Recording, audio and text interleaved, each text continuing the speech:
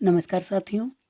उत्तर प्रदेश अधीनस्थ सेवा चयन आयोग की मंडी परिषद, जिसके संबंध में आपको पता है 2018 से कैंडिडेट वेट कर रहे हैं।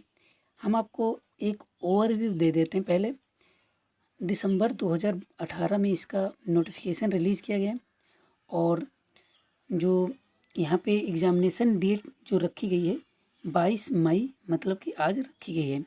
इसके पहले कई बार कैंडिडेट को जो एग्ज़ाम कैलेंडर रिलीज़ किए गए उसमें डेट आई और कई तरीके से कैंडिडेट जो है तैयारी करते रहे, मगर यहाँ पे अगर पोस्ट देखें तो केवल 16 पोस्ट थे और इसके चक्कर में कितने कैंडिडेटों ने आवेदन किया और वो लोग अब आप देख लीजिए 2018 से वेट करते हुए 2022 तक पहुँच चुके हैं।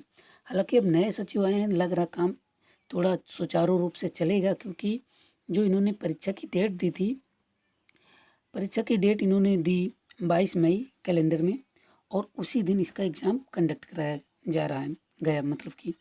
और स्वास्थ्य कार्यकर्ता की इन्होंने 8 मई डेट दी, उसका भी एग्ज़ाम इन्होंने कंडक्ट करा दिया। और आपको पता है कि आंसर की केवल दूसरे दिन आई और संशोधित आंसर की केवल 10 दिन के अंदर आ गई, जो कि एक बहुत बड़ा कदम है यूपीएससी की तरफ से। ऐसा कभी पहले नहीं हुआ है। एक भर्ती में 4-4, 5-5 महीने में आंसर की आने में लग जाते थे और वह भर्ती पंचवर्षीय योजना बन के रह जाती थी और लास्ट में पता चलता था कि वैकेंसी रद्द हो गई।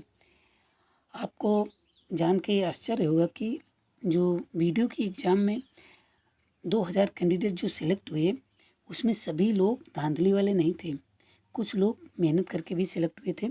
तो किस तरीके से वहाँ पे भर्ती रद्द की गई और कैंडिडेट जो सिलेक्ट हुए थे वो फिर से बेरोज़गार हुए, उनके लिए एक बड़ा धक्का लगा, जो कि बहुत से कैंडिडेट मानसिक तनाव से जूझ रहे हैं। तो इस तरीके से जो होता है बेहद निराशाजनक है। तो आगे से ऐसा ना हो, हम लोग यही दुआ करेंगे। और आज हम जो मंडी परिषद की बात करने वाले 2018 की, इसमें कितनी कट ऑफ बन सकती। पेपर हो चुका है, पेपर कैंडिडेट कुछ लोग कह रहे थे बहुत ज़्यादा कठिन हुआ है और मेरा पढ़ा हुआ आया ही नहीं। ठीक है, इस तरीके से लोग कमेंट कर रहे थे और कह रहे थे 2 पोर्शन में इसका सिलेबस है, जैसा कि आपको पता ही है। और यहाँ पे 2 तरीके की पोस्टें यहाँ पे देखने को मिली थी। एक जो रोलर चालक की थी एक पद, और नक्शानवीस मानचित्र के 15 पोस्ट थे। टोटल 16 पोस्ट ही थी यहाँ पे। तो वहाँ पे अगर बात करें तो सिलेबस जो इन्होंने रखा गया था सामान्य ज्ञान के रखे थे और हिंदी से और विषय से संबंधित। तो टोटल 100 क्वेश्चन इन्होंने रखे हैं और 30 हिंदी और जीके के रखे हैं, 40 विषय से संबंधित। कुछ कैंडिडेट जो लोग कह रहे हैं कि मेरा पढ़ा हुआ बिल्कुल नहीं आया, तो वही लोग हैं जैसे जिन लोगों का अपने सब्जेक्ट में पढ़े हुए ज़्यादा दिन हो गए, ज़्यादा पुराना हो गया, वो याद नहीं रहा। कुछ लोग रिवाइज नहीं किए, तो इस वजह से दिक्कत हो रही। मगर पेपर अगर कहें तो पेपर एवरेज था, पेपर ज़्यादा हार्ड नहीं कहेंगे, क्योंकि जो सिलेबस में इन्होंने कहा सेम इन्होंने उसी तरीके से क्वेश्चन आए। मैं यहाँ आपको बता दूँ, जीके में कुछ ऐसे क्वेश्चन भी थे जो कि इंटर लेवल एग्ज़ाम में पूछे जाते हैं, उस तरीके के यहाँ पे क्वेश्चन देखने को मिले हैं। तो क्वेश्चन ज़्यादा हार्ड नहीं थे, नॉर्मल क्वेश्चन थे। बीसी से संबंधित कैंडिडेट को कुछ लोगों को दिक्कत हुई है, जो कि बीसी से संबंधित रिवीजन नहीं कर सके, तो इसलिए उनको दिक्कत हुई है। मगर यहाँ पे अगर बात करें कैंडिडेट की, तो बड़ी संख्या में कैंडिडेट ने परीक्षा छोड़ी है यहाँ पे, क्योंकि इतने दिनों के बाद पेपर हुआ और कैंडिडेट कहीं ना कहीं सेलेक्ट हो गए हैं। तो अगर बात करें तो 45 से 50% कैंडिडेट यहाँ पे परीक्षा छोड़ चुके हैं। और जो कैंडिडेट मुझे कमेंट किए थे, जिन्होंने मुझे मैसेज किया, बताया कि मेरी कक्षा में 38 कैंडिडेट थे टोटल और उसमें केवल 21 कैंडिडेट ही उपस्थिति थे। तो आप समझ सकते हैं कि लगभग 45% के आसपास कैंडिडेट यहाँ पे उपस्थित थे। तो अब इन सब चीज़ों को अलग रखते हैं और अब देखते हैं कि इसका जो है कट ऑफ कितनी बनने वाली है। सबसे पहले हम बात कर लें, एक जो पोस्ट है, केवल एक पोस्ट है जिसकी केवल जनरल से मेरिट बनेगी। जनरल में आपको पता है सभी कैंडिडेट अलाउ हो जाते हैं, चाहे जिस कैटेगरी के हैं, चाहे ओबीसी, एससी, एसटी, ईडब्ल्यूएस कोई भी है, तो उनको यहाँ पे अलाउ कर दिया जाता है। तो तो इसीलिए इसमें घबराने की कोई ज़रूरत नहीं है, इसमें सभी लोगों को बेनिफिट मिलने वाला है। और यहाँ पे EWS का कोई कॉन्सेप्ट था नहीं उस समय, OBC जनरल और SC के यहाँ पे केवल देखने को मिले थे। ठीक है, 2019 से EWS को यहाँ पे माना गया है, मगर बाकी अगर देखें तो जनरल OBC SC ST के लिए यहाँ पे सीटें थी, मगर सेकेंड जो पोस्ट है वह अगर बात करें ड्राफ्टमैन मैप नक्शा मानचित्र के लिए जो वैकेंसी थी उसमें OBC जनरल और SC के लिए तो पोस्ट थी, मगर ST के लिए वहाँ भी पोस्ट नहीं थी। ठीक है, तो इस वजह से समझ लीजिए ST का कुछ नहीं है।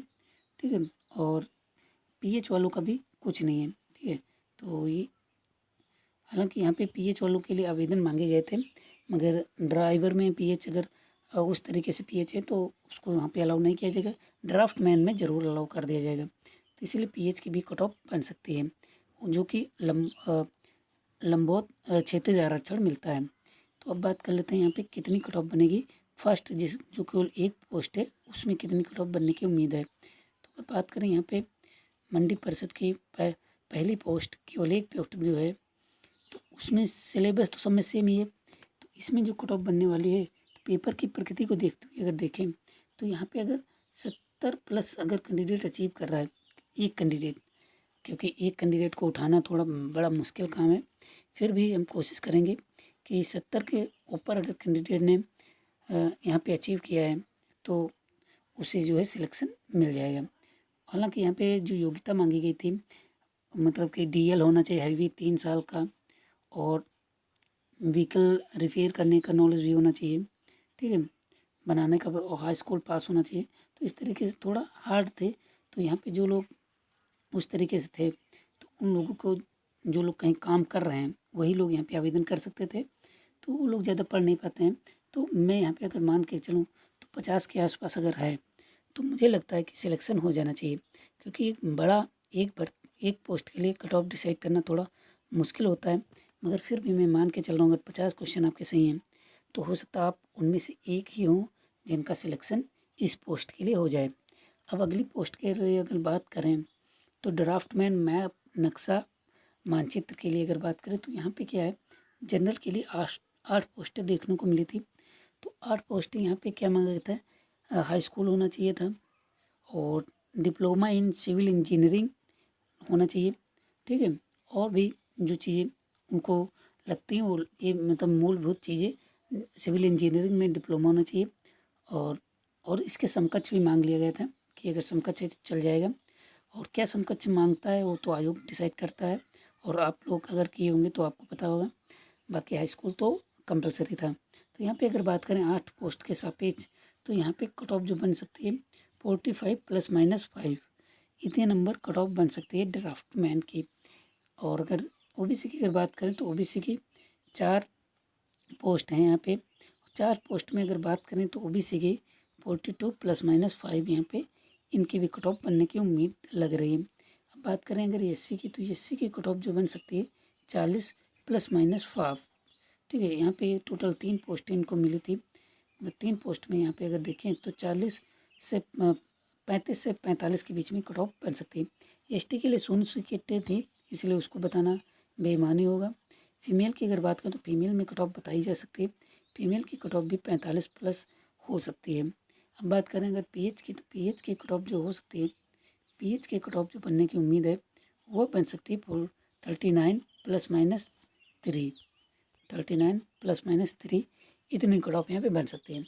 बाकी आप लोगों का क्या रिव्यू है कमेंट करें, अपने नंबर कमेंट करना ना भूलें, वीडियो को लाइक करें और दोस्तों को हमारे चैनल के बारे में जागरूक करें। तो मिलते हैं अगले वीडियो में, तब तक के लिए नमस्कार, धन्यवाद।